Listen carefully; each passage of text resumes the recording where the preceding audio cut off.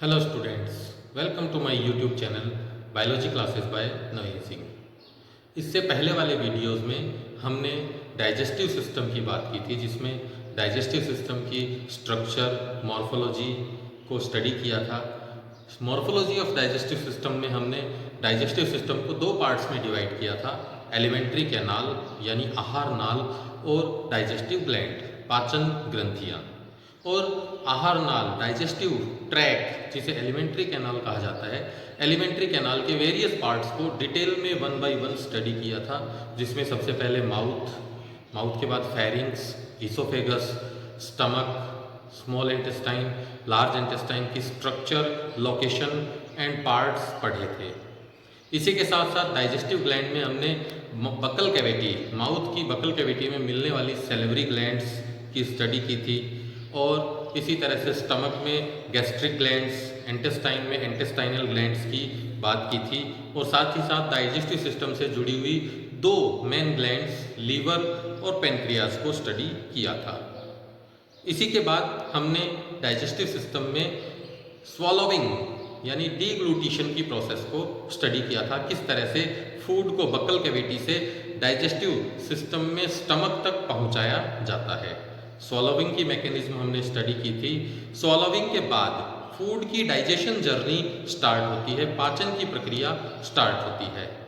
आहार नाल में एलिमेंट्री कैनाल के वेरियस पार्ट्स में फूड में प्रेजेंट वेरियस फूड कंटेंट्स के डाइजेशन की प्रोसेस को फिजियोलॉजी ऑफ डाइजेशन कहा जाता है, यानी पाचन की कार्य की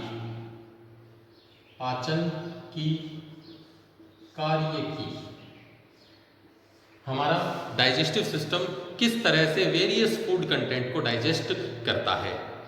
हमारे फूड में, हमारे भोजन में चीफ फूड कंटेंट, मुख्य फूड कंटेंट होता है कार्बोहाइड्रेट, प्रोटीन,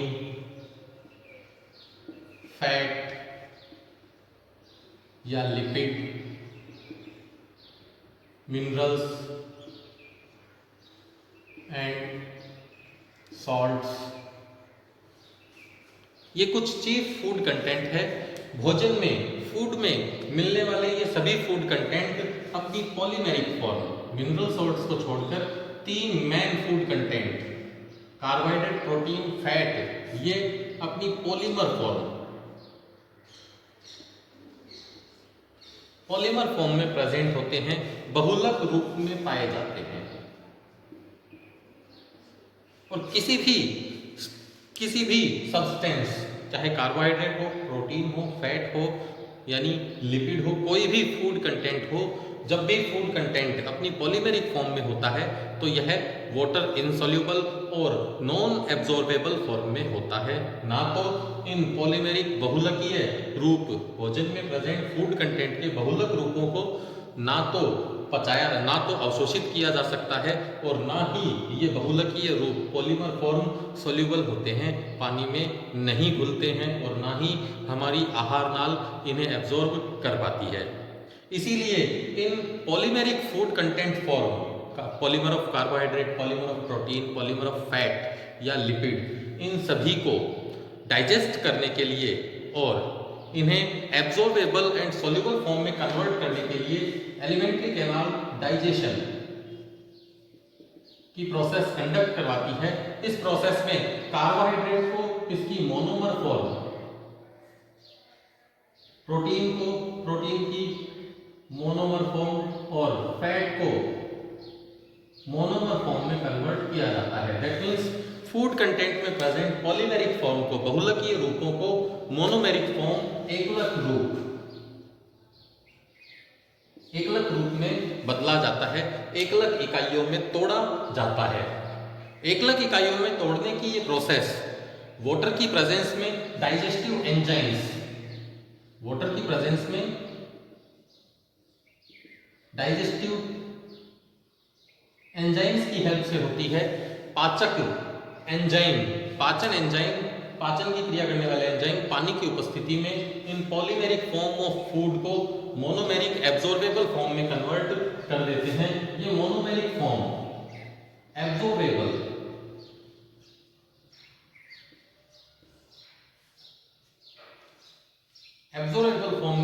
कन्वर्ट किए जाते हैं, अवशोषण योग्य रूप में बदले जाते हैं। इसी कंप्लीट प्रोसेस को फूड में प्रेजेंट पॉलीमेरिक फॉर्म को एब्जॉर्बेबल मोनोमेरिक फॉर्म में कन्वर्ट करने की प्रोसेस को डाइजेशन कहा जाता है। डाइजेशन की इस प्रोसेस में digestive enzymes hydrolytic activity polymeric form of food के ऊपर हाइड्रोलाइटिक एक्टिविटी कंडक्ट करवाते हैं, जल योजन अभिक्रियाएं कंडक्ट करवाते हैं, जिसके कारण फूड एब्जॉर्ब होने वाले फॉर्म में कन्वर्ट होता है। हाइड्रोलाइटिक एक्टिविटी होने के कारण ही डाइजेस्टिव एंजाइम्स को हाइड्रोलेजेज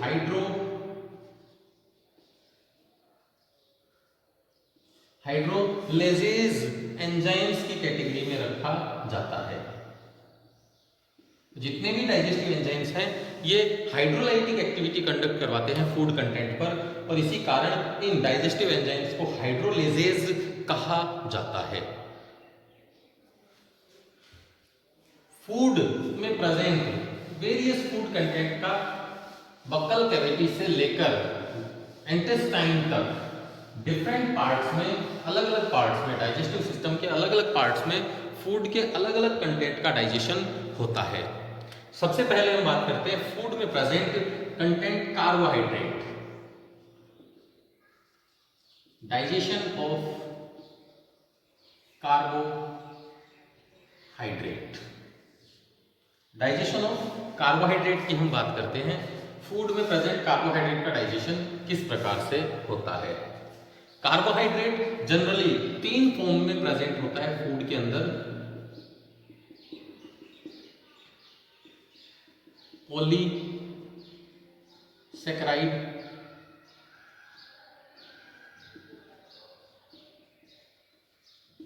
डाइसैकेराइड एंड मोनोसैकेराइड। किसी भी कार्बोहाइड्रेट की पॉलीसैकेराइड और डाइसैकेराइड ये एक पॉलीमेरिक फॉर्म होती है, और मोनोसैकेराइड फॉर्म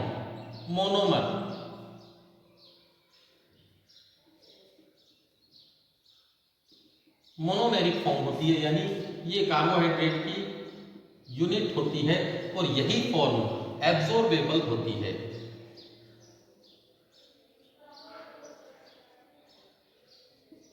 यही फॉर्म एब्जॉर्बेबल होती है, डाइजेस्टिव सिस्टम में एब्जॉर्ब होने योग्य होती है। पॉलीमेरिक फॉर्म जैसे पॉलीसैकेराइड और डाइसैकेराइड्स का एब्जॉर्प्शन डाइजेस्टिव सिस्टम में नहीं होता है, अतः इन्हें एब्जॉर्ब करने के लिए इन दोनों फॉर्म ऑफ कार्बोहाइड्रेट्स को कन्वर्ट किया जाता है मोनोसैकेराइड की फॉर्म में। पॉलीसैकेराइड और डाइसैकेराइड्स को डाइजेस्ट करने के लिए हमारे डाइजेस्टिव सिस्टम के अलग अलग पार्ट में अलग अलग टाइप के कार्बोहाइड्रेट डाइजेस्टिंग एंजाइम्स प्रेजेंट होते हैं। इन एंजाइम्स को कार्बोहाइड्रेजेज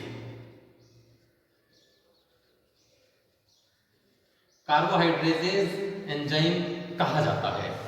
कार्बोहाइड्रेजेज एंजाइम ऐसे एंजाइम्स हैं, ऐसे डाइजेस्टिव एंजाइम्स हैं जो भोजन में प्रेजेंट, फूड में प्रेजेंट कार्बोहाइड्रेट को डाइजेस्ट करने का काम करते हैं।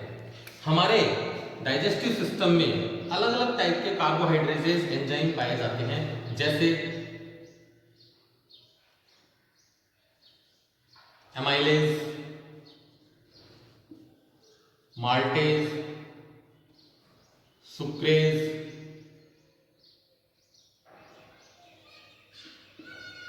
गैलेक्टेज,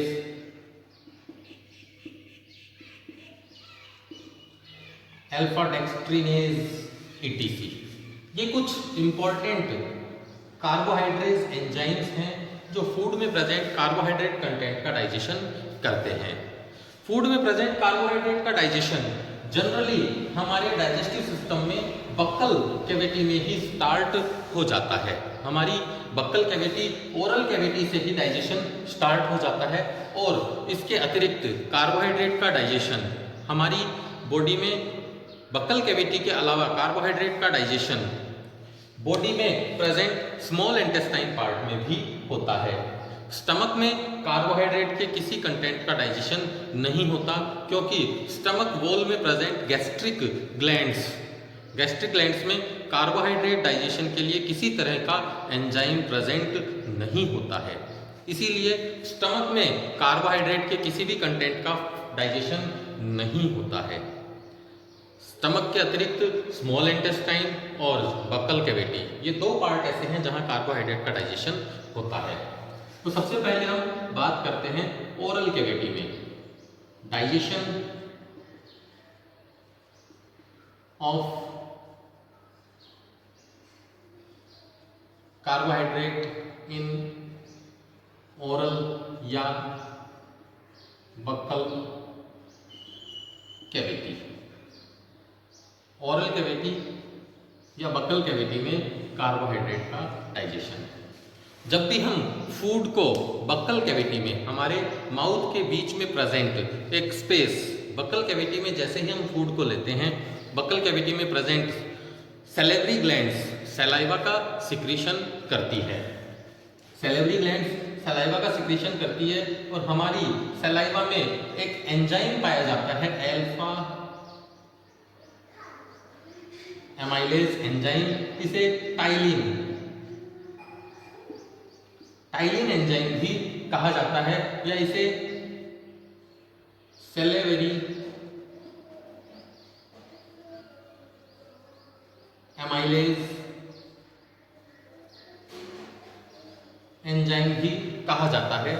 बक्कल कैविटी में सैलिवरी ग्लैंड जैसे sublingual gland, submandibular gland and parotid gland, ये तीनों सैलिवरी ग्लैंड सलाइवा का सिक्रीशन करती है। सलाइवा में एक मेन कार्बोहाइड्रेट डाइजेशन एंजाइम पाया जाता है जिसे टाइलिन या सैलिवरी एमाइलेज या अल्फा एमाइलेज एंजाइम कहा जाता है। ये अल्फा एमाइलेज एंजाइम कार्बोहाइड्रेट की पॉलीसेकेराइड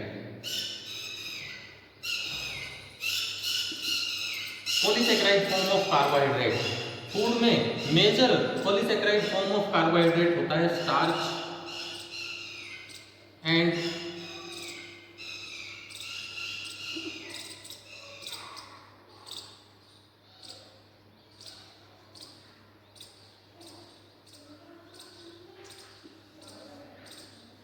हमारे फूड में major polysaccharide form of carbohydrate है स्टार्च। जैसे पोटैटो में मेन कंटेंट कार्बोहाइड्रेट है स्टार्च। इसी तरह से ग्रेन्स, जितने भी दानेदार खाद्य पदार्थ हैं, सीरियल ग्रेन्स हैं, इन सभी सीरियल ग्रेन्स में कार्बोहाइड्रेट की फॉर्म में प्रेजेंट होता है स्टार्च, और स्टार्च एक पॉलीसेकेराइड की कैटेगरी में आता है। तो बक्कल कैविटी में जैसे ही हम फूड को इंजेस्ट करते हैं, बक्कल कैविटी में डालते हैं, बक्कल कैविटी में आने के बाद फूड के ऊपर सैलिवरी एमाइलेज एंजाइम रिएक्शन करता है। यह एंजाइम फूड में प्रेजेंट पॉलीसेकेराइड को डाइसेकेराइड एंड डेक्स्ट्रिन, डाइसेकेराइड और डेक्स्ट्रिन, डेक्स्ट्रिन एक डाइसेकेराइड फॉर्म है, डेक्स्ट्रिन कार्बोहाइड्रेट की एक डाइसेकेराइड फॉर्म है। तो डाइसेकेराइड या डेक्स्ट्रिन जैसी डाइसेकेराइड में पॉलीसेकेराइड को कन्वर्ट करता है अल्फा एमाइलेज एंजाइम। इसी के साथ साथ सलाइवा में प्रेजेंट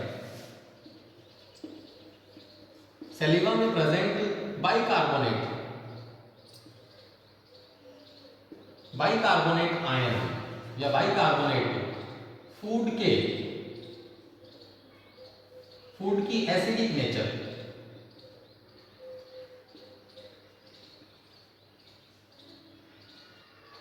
को न्यूट्रलाइज करता है। सलाइवा में एक और कंटेंट प्रेजेंट होता है बाइकार्बोनेट आयंस। ये बाइकार्बोनेट आयंस फूड की एसिडिक नेचर को न्यूट्रलाइज करने का काम करते हैं, फूड के एसिडिक कंटेंट को न्यूट्रल कर देते हैं, और इसके कारण बक्कल कैविटी की इनर म्यूकोसल मेम्ब्रेन इस एसिडिक इफेक्ट से बची रहती है। इसी तरह से सलाइवा में प्रेजेंट लाइसोजाइम एक और एंजाइम है। ये एंजाइम एंटीमाइक्रोबियल नेचर का होता है और फूड के साथ आने वाले हार्मफुल बैक्टीरिया को डाइजेस्ट करता है। लाइसोजाइम जो सलाइवा में प्रेजेंट एंटी माइक्रोबियल एक्टिविटी का एक सब्सटेंस है, ये anti microbial substance lysozyme food में प्रेजेंट हार्मफुल बैक्टीरिया को डाइजेस्ट कर देता है और हमारी बक्कल कैविटी को इन्फेक्शन से प्रोटेक्ट करने का काम करता है। तो इस तरह से फूड का पार्शियल डाइजेशन, पूरी तरह से डाइजेशन नहीं हो रहा है, पार्शियल यानी फूड के किसी एक कंटेंट का डाइजेशन होता है। कंप्लीट डाइजेशन से तात्पर्य है, कंप्लीट डाइजेशन का मतलब होता है फूड में प्रेजेंट सभी कंटेंट्स का सॉल्युबल फॉर्म में कन्वर्ट होना। प्रोटीन, कार्बोहाइड्रेट, फैट, जितने भी फूड कंटेंट हैं वो सभी फूड कंटेंट जब अपनी सॉल्युबल और एब्जॉर्बेबल फॉर्म में कन्वर्ट होते हैं तो इस प्रोसेस को हम कहेंगे कंप्लीट डाइजेशन। पर हमारी बक्कल कैविटी या ओरल कैविटी में फूड के केवल एक ही कंटेंट कार्बोहाइड्रेट का डाइजेशन होता है, वो भी कंप्लीट नहीं होता। अभी भी देखो यहाँ डाइसैकेराइड के फॉर्म में अभी भी non absorbable form of food present है। कार्बोहाइड्रेट का नॉन एब्जॉर्बेबल फॉर्म यहाँ अभी भी प्रेजेंट है। इसे आगे इंटेस्टाइन में एब्जॉर्बेबल फॉर्म, मोनोमेरिक फॉर्म में कन्वर्ट किया जाता है। इसीलिए ओरल कैविटी या बक्कल कैविटी में फूड का पार्शियल डाइजेशन होता है, जिसमें केवल और केवल कार्बोहाइड्रेट का पार्शियल, आंशिक डाइजेशन होता है, आधा डाइजेशन होता है। फूड के पार्शियल डाइजेशन के बाद बक्कल कैविटी में बनने वाला फूड का टेक्सचर, ओरल कैविटी में जब फूड का पार्शियल डाइजेशन होता है, पार्शियल डाइजेशन से बनने वाला फूड का टेक्सचर जो एक पतली लई जैसा या स्लरी जैसा होता है, इस कंटेंट को बोलस कहा जाता है। बोलस कहा जाता है। ये बोलस, फूड की बोलस फॉर्म बक्कल कैविटी से स्टमक में पहुंचती है, क्योंकि स्टमक में कार्बोहाइड्रेट का डाइजेशन नहीं होता। स्टमक में कार्बोहाइड्रेट डाइजेशन नहीं होता है और यहां मैंने हेडिंग ली है digestion of carbohydrate. Buccal cavity में कार्बोहाइड्रेट का पार्शियल डाइजेशन होने के बाद बोलस फॉर्म में प्रेजेंट फूड स्टमक में आता है। स्टमक में कार्बोहाइड्रेट के किसी कंटेंट का डाइजेशन नहीं होता है। इसीलिए नेक्स्ट यदि हम कार्बोहाइड्रेट का डाइजेशन देखें तो यह है स्मॉल इंटेस्टाइन।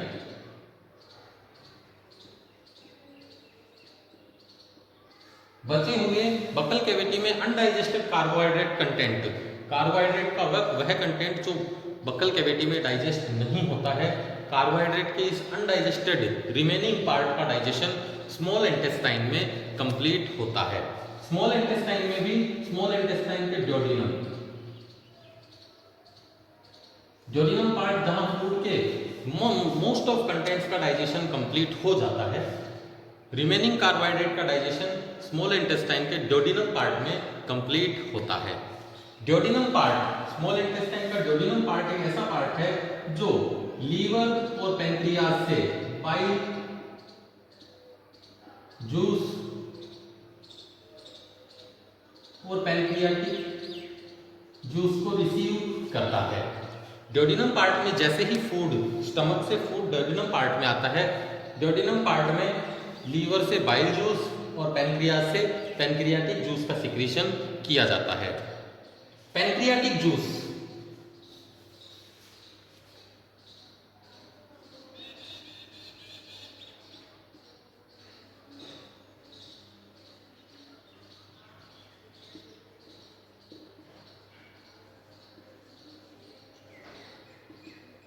स्मॉल इंटेस्टाइन में पैंक्रियाटिक जूस का एक्शन, सबसे पहले पैंक्रियाटिक जूस का एक्शन कार्बोहाइड्रेट पर होता है।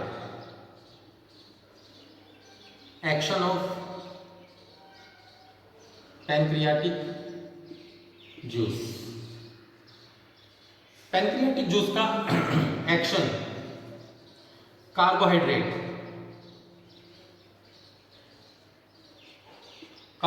पर होता है। यहां कार्बोहाइड्रेट की पॉलीमेरिक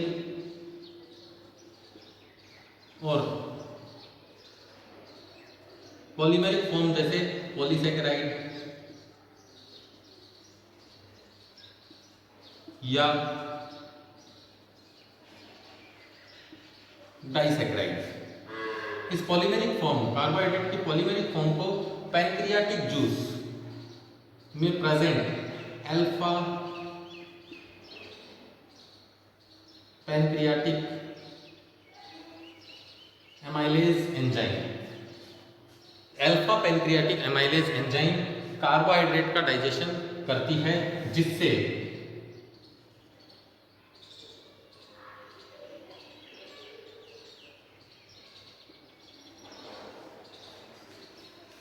पॉलीसेकेराइड, कार्बोहाइड्रेट में present polysaccharide form disaccharide form में कन्वर्ट हो जाती है। डाइसेकेराइड फॉर्म जैसे माल्टोज, सुक्रोज,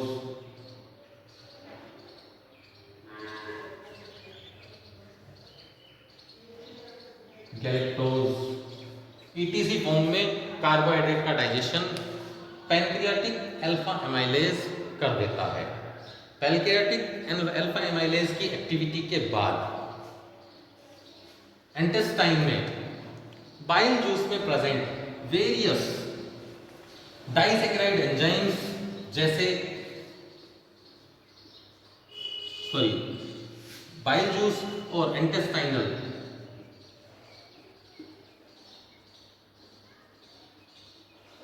एंजाइम्स, इंटेस्टाइन की गैस्ट्रिक या एंट्रिक ग्लैंड्स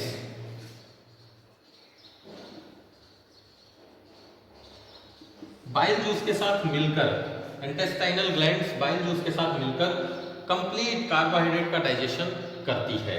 कार्बोहाइड्रेट का कंप्लीट डाइजेशन करती है, जिसमें वेरियस एंजाइम्स वर्क करते हैं, जैसे फूड में प्रेजेंट माल्टोज, माल्टोज को माल्टेज एंजाइम, इंटेस्टाइनल ग्लैंड से सिक्रीट होने वाला माल्टेज एंजाइम माल्टोज को ग्लूकोज के 2 मॉलिक्यूल में कन्वर्ट करता है। ग्लूकोज जो कि एक मोनोमेरिक फॉर्म है, कार्बोहाइड्रेट की मोनोमेरिक फॉर्म है, यानी यह एक मोनोसेकेराइड है। मोनोसेकेराइड फॉर्म फुल्ली एब्जॉर्बेबल होती है। यही फॉर्म कार्बोहाइड्रेट की, यही फॉर्म इंटेस्टाइन में आगे एब्जॉर्ब होती है। तो इस तरह से कार्बोहाइड्रेट का कंप्लीट डाइजेशन स्मॉल इंटेस्टाइन में पैनक्रियाटिक जूस और इंटेस्टाइनल ग्लैंड से सिक्रीट होने वाले एंजाइम्स की हेल्प से कंप्लीट होता है। इंटेस्टाइनल एंजाइम्स में जैसे माल्टेज एंजाइम माल्टोज को 2 मॉलिक्यूल ऑफ ग्लूकोज में तोड़ देता है, डिप्लीट कर देता है। इसी तरह से सुक्रोज एंजाइम को सुक्रेज, इंटेस्टाइनल जूस में प्रेजेंट सुक्रेज एंजाइम सुक्रोज को 1 molecule of glucose and 1 molecule of fructose में कन्वर्ट कर देता है। इसी तरह से गैलेक्टोज को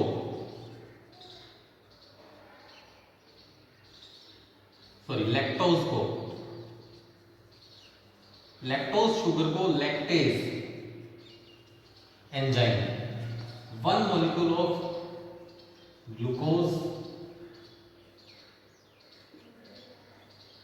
प्लस 1 मॉलिक्यूल ऑफ गैलेक्टोज में कन्वर्ट कर देता है। इसी तरह से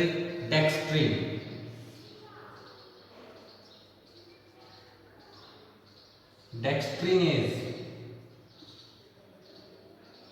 एंजाइम 2 मॉलिक्यूल ऑफ ग्लूकोज में कन्वर्ट कर देता है। तो इस तरह से वेरियस इंटेस्टाइनल एंजाइम्स जो इंटेस्टाइनल ग्लैंड से सिक्रीट होते हैं, जिन्हें एंट्रिक ग्लैंड्स भी कहा जाता है, एंट्रिक ग्लैंड से सिक्रीट होने वाले कार्बोहाइड्रेट डाइजेस्टिंग एंजाइम्स जैसे माल्टेज, सुक्रेज, लैक्टेज, डेक्स्ट्रीनेज, ये सारे enzymes disaccharide form of carbohydrate की डाइसेकेराइड फॉर्म ऑफ कार्बोहाइड्रेट को कन्वर्ट कर देते हैं मोनोसेकेराइड फॉर्म ऑफ कार्बोहाइड्रेट में, जैसे ग्लूकोज, फ्रक्टोज या गैलेक्टोज जैसी मोनोसेकेराइड फॉर्म में कन्वर्ट कर देते हैं। तो इस तरह से बक्कल कैविटी से लेकर स्मॉल इंटेस्टाइन तक डाइजेस्टिव सिस्टम में कार्बोहाइड्रेट का डाइजेशन कंप्लीट होता है। इस जर्नी में, कार्बोहाइड्रेट के डाइजेशन की जर्नी में, स्टमक में कार्बोहाइड्रेट के किसी भी कंटेंट का डाइजेशन नहीं होता। केवल बक्कल कैविटी में पहले पार्शियल डाइजेशन होता है। That means polymeric form of carbohydrate को small dimeric form of carbohydrate में कन्वर्ट किया जाता है। बहुलकीय कार्बोहाइड्रेट को डाइसैकेराइड्स में कन्वर्ट करता है बक्कल कैविटी के एंजाइम्स। एंड देन इंटेस्टाइन में प्रेजेंट पैनक्रियाटिक जूस के एंजाइम और इंटेस्टाइनल जूस के एंजाइम आगे फुल्ली कार्बोहाइड्रेट को डाइजेस्ट कर देते हैं। इस तरह से हमारे डाइजेस्टिव सिस्टम में कार्बोहाइड्रेट का डाइजेशन कंप्लीट होता है। कार्बोहाइड्रेट के अलावा फूड में प्रेजेंट प्रोटीन कंटेंट का डाइजेशन भी कार्बोहाइड्रेट की तरह ही हमारी एलिमेंट्री कैनाल के वेरियस पार्ट में कंडक्ट होता है। एलिमेंट्री कैनाल के वेरियस पार्ट में प्रोटीन का डाइजेशन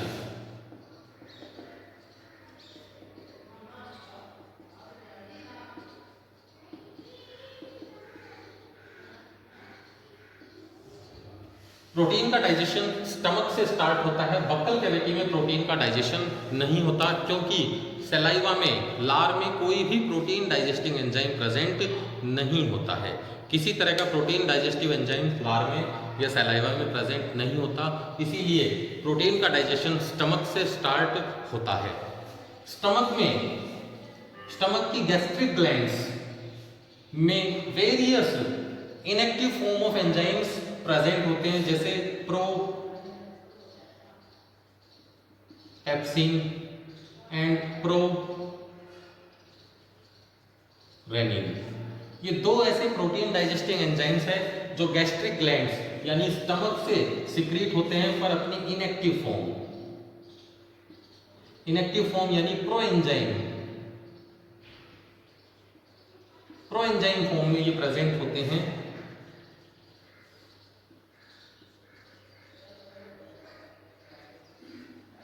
प्रोएंजाइम एंजाइम की प्रीकर्सर फॉर्म है, पहली इनिशियल फॉर्म है जो इनएक्टिव होती है, किसी तरह की एक्टिवनेस शो नहीं करती। गैस्ट्रिक जूस में present in inactive enzymes propepsin और प्रोरेनिन, इन दोनों एंजाइम्स को गैस्ट्रिक जूस में प्रेजेंट HCl जो कि स्टमक वॉल से सिक्रीट होता है, HCl hydrochloric acid in pro enzyme form को एक्टिव फॉर्म, जैसे प्रोपेप्सिन को पेप्सिन एंड प्रोरेनिन को रेनिन, एक्टिव फॉर्म में कन्वर्ट करने का काम करता है गैस्ट्रिक जूस में प्रेजेंट HCl। याद कीजिए, स्टमक में दो तरह की मेन सेल्स प्रेजेंट होती है, chief cells and oxyntic cells. इन्हीं chief cells and peptic cells, oxyntic cells और पेप्टिक सेल्स से एंजाइम्स और HCl का सिक्रीशन होता है। ये HCl गैस्ट्रिक जूस में प्रेजेंट प्रो एंजाइम फॉर्म को एक्टिव फॉर्म में कन्वर्ट कर देता है, का काम करता है। बनने वाले एक्टिव फॉर्म ऑफ एंजाइम जैसे पेप्सिन, ये फूड में प्रेजेंट प्रोटीन कंटेंट जो कि एक पॉलीमर है, पॉलीमर फॉर्म ऑफ प्रोटीन को ये पेप्सिन एंजाइम कन्वर्ट कर देता है peptone and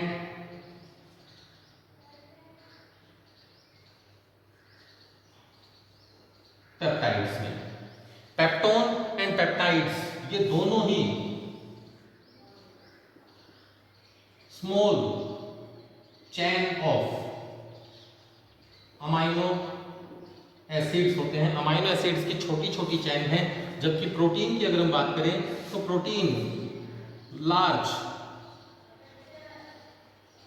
chain of amino acid होती है। अमाइनो एसिड्स की बड़ी चेन्स जैसे thousands and millions of amino acids अगर एक चैन फॉर्म में एक दूसरे से कनेक्ट हों तो बनने वाली ये polymeric chain of amino acid protein कहलाती है। पेप्सिन एंजाइम इसी पॉलीमेरिक फॉर्म ऑफ प्रोटीन को small chains of amino acids में कन्वर्ट कर देता है। स्मॉल चेन अमाइनो एसिड की ये छोटी छोटी चेन्स पेप्टोन्स और पेप्टाइड्स कहलाती है, जो hardly 100 to 1000 amino acid long होती है। That means large amino acid chain को ये कन्वर्ट कर देते हैं स्मॉल अमाइनो एसिड चेन्स में। इसी तरह से रेनिन एंजाइम ये जनरली इन्फेंट्स स्टमक में रिलीज होता है। इन्फेंट्स यानी नवजात शिशुओं में। नवजात शिशु के आमाशय में एक प्रोटीन डाइजेस्टिव एंजाइम सिक्रीट होता है, प्रोरेनिन, जो HCl की प्रेजेंस में कन्वर्ट हो जाता है रेनिन में। ये रेनिन एंजाइम, इस रेनिन एंजाइम को कर्डलिंग एंजाइम भी कहा जाता है। कर्डलिंग एंजाइम इसलिए कहते हैं क्योंकि यह मिल्क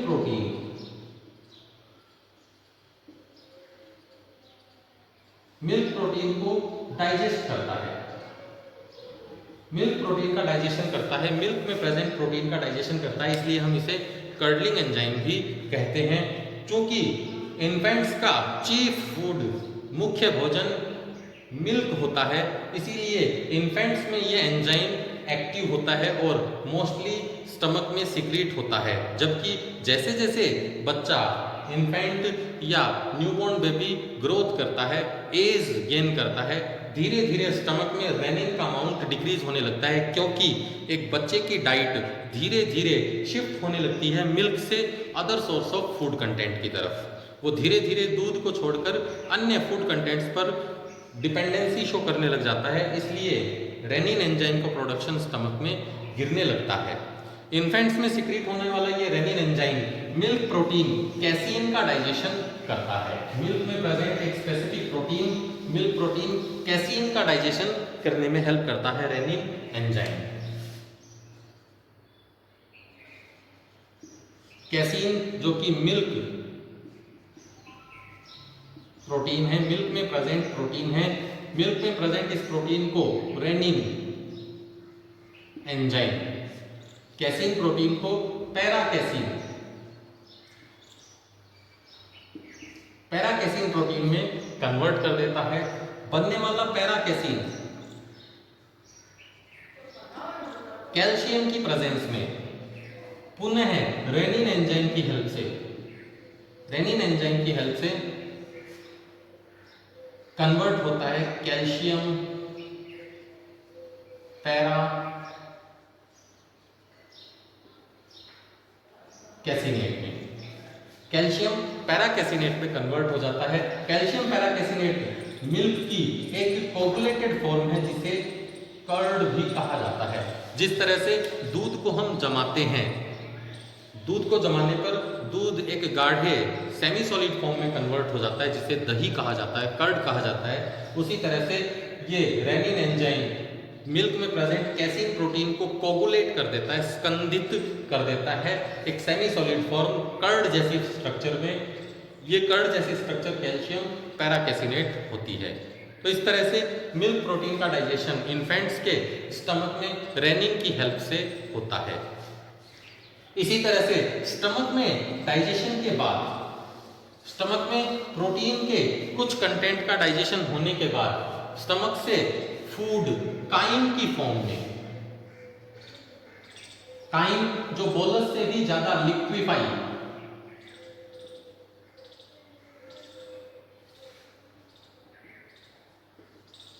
फॉर्म है फूड का। जिस तरह से बोलस सेमी सॉलिड फॉर्म था, उसी तरह से स्टमक में डाइजेशन के बाद फूड लिक्विफाई हो जाता है। इसी लिक्विड फॉर्म ऑफ फूड को काइम कहा जाता है। ये काइम स्टमक में बनने वाला काइम इंटेस्टाइन में एंटर करता है। इंटेस्टाइन में आगे प्रोटीन का डाइजेशन किया जाता है। Digestion of protein in intestine. Stomach में पार्शियल फूड के पार्शियल डाइजेशन, फूड के प्रोटीन कंटेंट के पार्शियल डाइजेशन के बाद इंटेस्टाइन में फूड का रिमेनिंग डाइजेशन स्टार्ट होता है। ये डाइजेशन इंटेस्टाइन के ड्यूोडेनम पार्ट में कंडक्ट होता है। ड्यूोडेनम पार्ट में वही bile juice and pancreatic juice, ये दोनों पैनक्रियाज और लीवर से सिक्रीट होने वाले जूस ड्यूोडेनम में आते हैं। ड्यूोडेनम में आने के बाद ड्यूोडेनम में प्रेजेंट इंटेस्टाइनल जूस के साथ मिलकर ये दोनों एंजाइम, ये दोनों जूस प्रोटीन का डाइजेशन स्टार्ट करते हैं। तो सबसे पहले हम लेते हैं digestion of protein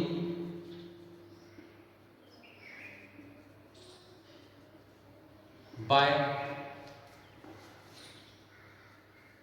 pancreatic juice.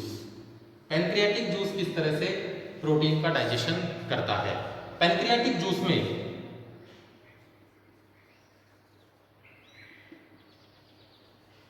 Trypsinogen,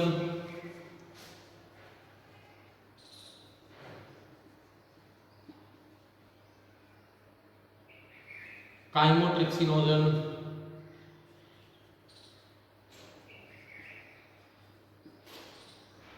and carboxypeptidase, ये तीन main protein digestive enzymes pancreatic juice में प्रेजेंट होते हैं, जो अपनी inactive form,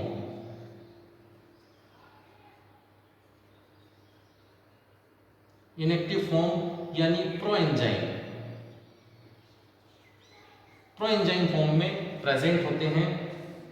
in inactive form of enzymes या प्रोएंजाइम्स को एक्टिव फॉर्म में कन्वर्ट किया जाता है इंटेस्टाइन जूस में प्रेजेंट एक स्पेसिफिक एंजाइम की हेल्प से, जिसे एंटेरोकाइनेज एंजाइम कहा जाता है, जैसे ट्रिप्सिनोजन। ट्रिप्सिनोजन जो कि प्रोएंजाइम फॉर्म है, इस प्रोएंजाइम फॉर्म को एंटेरोकाइनेज एंजाइम इस इनएक्टिव फॉर्म ऑफ एंजाइम या प्रोएंजाइम फॉर्म ट्रिप्सिनोजन को कन्वर्ट कर देता है ट्रिप्सिन में कन्वर्ट करता है। ट्रिप्सिन आगे अगेन पैनक्रियाटिक जूस में प्रेजेंट अदर एंजाइम जैसे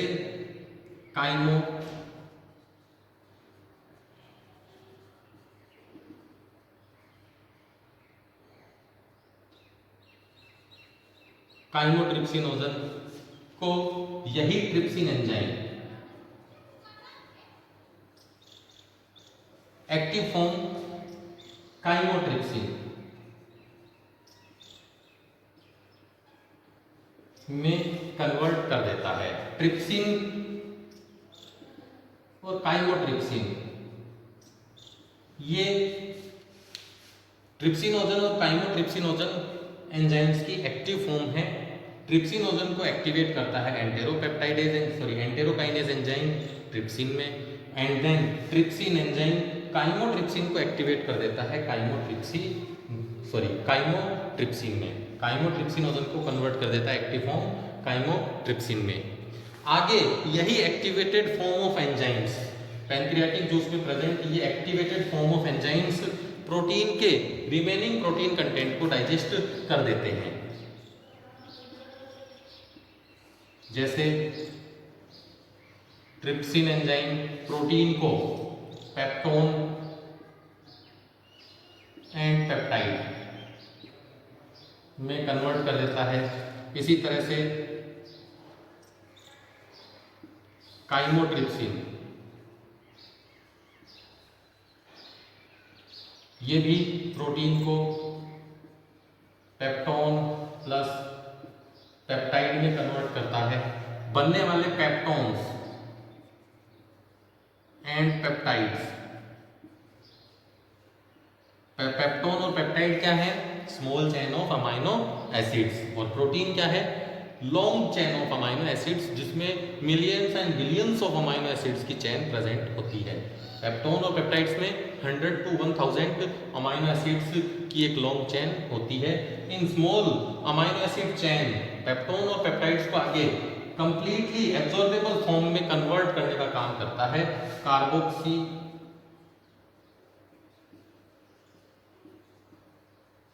पेप्टाइडेज एंजाइम। ये कार्बोक्सी पेप्टाइडेज एंजाइम पेप्टोन और पेप्टाइड्स को कन्वर्ट कर देता है अमाइनो एसिड्स में। अमाइनो एसिड्स जो कि मोनोमेरिक फॉर्म है प्रोटीन की मोनोमेरिक फॉर्म।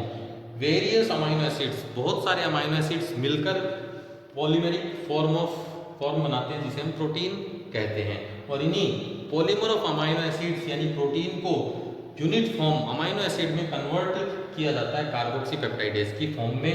ये अमाइनो एसिड फॉर्म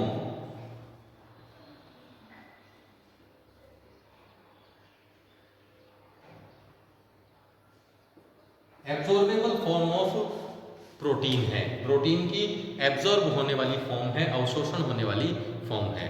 तो इस तरह से पैंक्रियाटिक जूस, इंटेस्टाइन में रिलीज होने वाला पैंक्रियाटिक जूस प्रोटीन का डाइजेशन कंडक्ट करवाता है। इसी क्रम में, इसी सीक्वेंस में प्रोटीन के डाइजेशन की बाइल जूस भी हेल्प करता है। बाइल जूस भी प्रोटीन का डाइजेशन करता है, प्रोटीन के डाइजेशन में हेल्प करता है, जिसमें बाइल जूस में present various salts, bile salts protein को डाइजेस्ट करवाने में हेल्प करते हैं, प्रोटीन को अमाइनो एसिड्स में कन्वर्ट कर देते हैं। तो इस तरह से कार्बोहाइड्रेट और प्रोटीन कंटेंट जो फूड में प्रेजेंट होता है, इनका डाइजेशन स्टमक, बकल कैविटी और इंटेस्टाइन में होता है। नेक्स्ट वीडियो में हम बात करेंगे किस तरह से फूड में present nucleic acid and fat का डाइजेशन होता है। तब तक के लिए थैंक यू, बाय बाय।